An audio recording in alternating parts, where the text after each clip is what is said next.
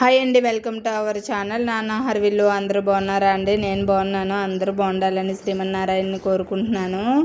నేను మా ఇంటికి పండగకి వెళ్ళామండి. మా ఊరు కండివరం గ్రామం, చీడికాడు మండలం అనమాట. మా ఊర్లో అభయ ఆంజనేయ స్వామి తీర్థం జరుగుతుంది. తీర్థానికి వెళ్ళాము.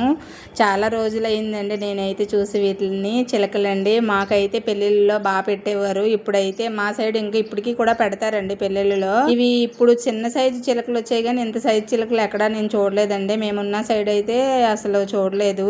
గోపురాలు, రాధాకృష్ణుల బొమ్మలు, కంపల్సరీ చిలకలు, పొంగులు మా పెళ్ళిళ్ళు అయితే పెడతారండి. ఇప్పుడైతే చాలా మంది పెట్టడం లేదు.